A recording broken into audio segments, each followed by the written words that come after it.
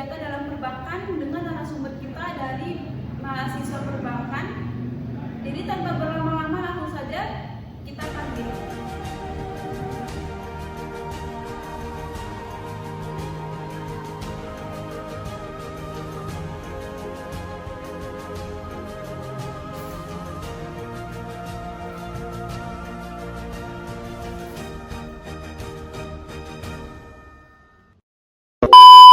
Baik, sebelum memasuki materi, alangkah lebih baik kita kenalan dulu nggak sih sama kakak-kakak cantik dari jurusan perbankan ini. Oke, dimulai dari mungkin kakak yang paling ujung dulu. Silakan perkenalkan diri dulu biar teman-teman juga pada tahu nih. Perkenalkan, nama saya Maria Devia dari jurusan perbankan syariah. Semester berapa nih kakak? Semester 4. Semester 4. Untuk kakaknya? Ya, nama aku Cihermaya Putri dari jurusan perbankan syariah juga Sama juga semester 4? Iya, sama. Jadi ini kakak udah mau memasuki akhir semester nih, udah mau pusing-pusing. Jadi sebelum mereka pusing-pusing, kita tanya-tanya dulu nih seputar big data dalam perbankan yang otomatis sudah dipelajari ya dalam salah satu mata kuliah di jurusan perbankan ini. Nah, seperti yang kita tahu dalam era digital ini sudah banyak perubahan besar yang terjadi nih. Salah satunya yaitu di industri perbankan sendiri, apalagi dalam pengolahan data besar ya, atau biasa disebut big data ya kalau di perbankan itu. Nah, menurut kalian sendiri big data itu apa sih dalam industri perbankan tuh?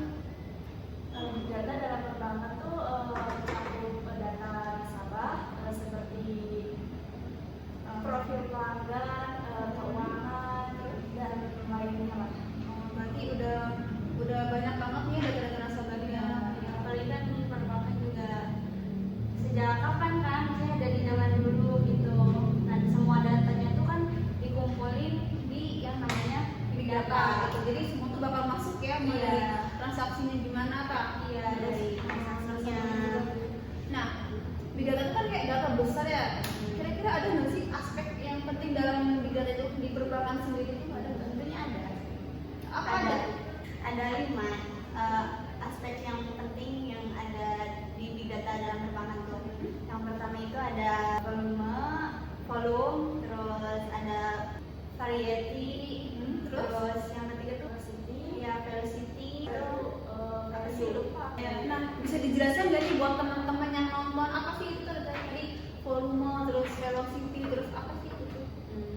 Jadi kalau volume tuh kayak jumlah data yang sangat besar gitu, yang dihasilkan dari transaksi nasabah. Nah, terus apa lagi?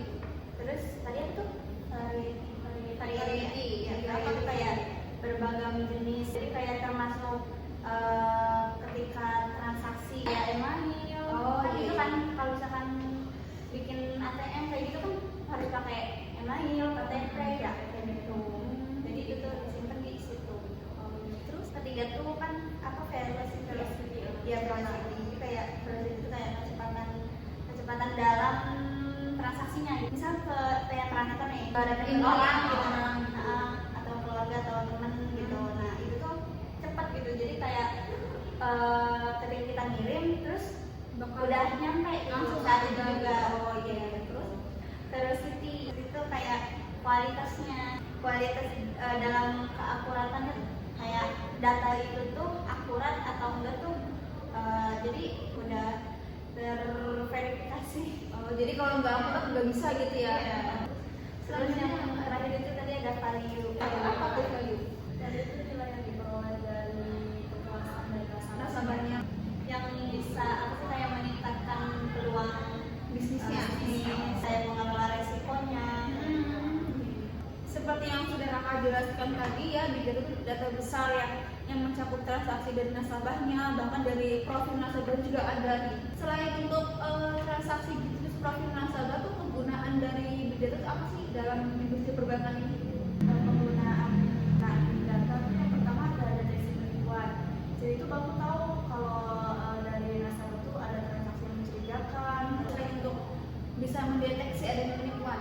Jadi penggunaan big datanya itu yang kedua itu mungkin dari penilaian kredit yang lebih akurat. Jadi maksudnya itu kayak big data itu kan kayak analisis data yang dikasih nasabah gitu kan. Iya. Nah itu kan kumpulin semua. Jadi ketika misalnya nih kita mau bikin akun ATM, nah itu kan di M-Bank ini itu kan suka kayak ditulis riwayat pekerjaannya apa, kerjanya apa, kayak penghasilan gitu. ya, Oh, iya. kayak penghasilannya berapa kayak gitu. Nah sehingga dan itu si bank itu bisa memberikan saran gitu, maksudnya apa, rekomendasi kayak minimnya tuh berapa gitu, Gitu.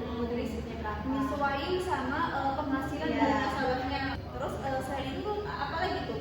jadi kegunaan yang ketiga yang saya tahu itu ada pendeteksian risiko operasional. Jadi misalnya ketika nasabah mengalami kegagalan sistem itu loh, jadi si bank tuh bisa langsung Bisa tahu, ya bisa langsung menanganinya.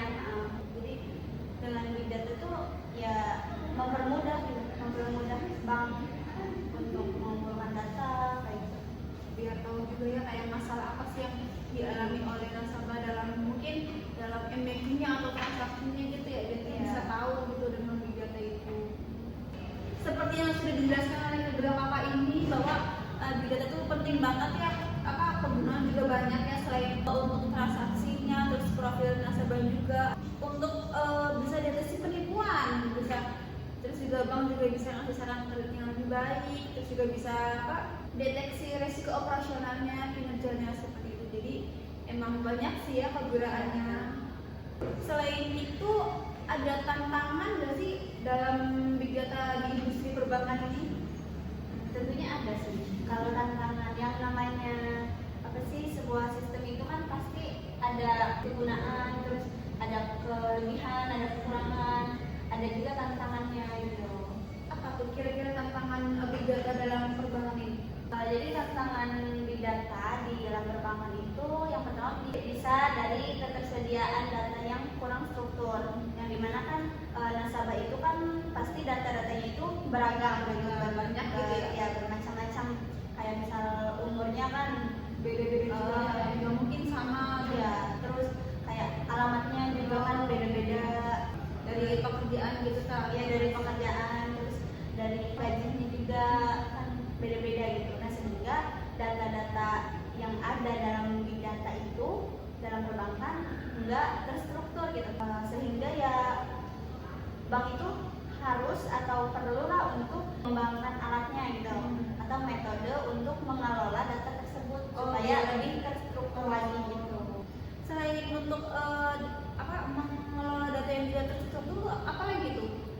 Ada masalah keamanan dan privasi data. Ya. Jadi kan sekarang tuh kejahatan siber tuh lagi Banyak ya, kayak banyak yang kebobolan juga, yang uangnya hilang walaupun udah disimpan di bank juga.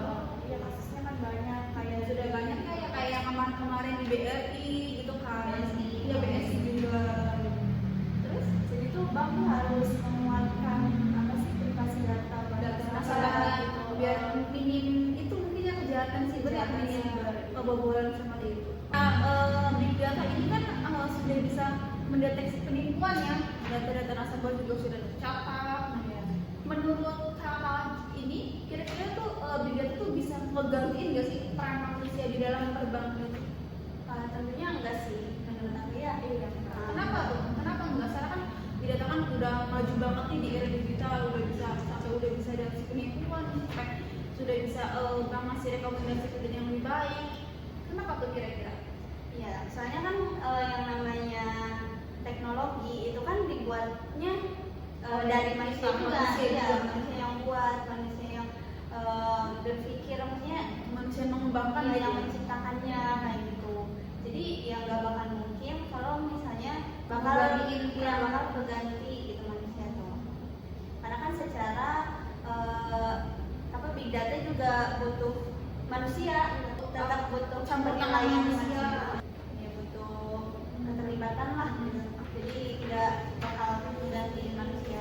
Makanya menjaga-jaga sih kan digital sekarang udah teknologi AI banyak berserakan di mana-mana, sampai bisa mengerjakan tugas segala macam gitu kan. Iya.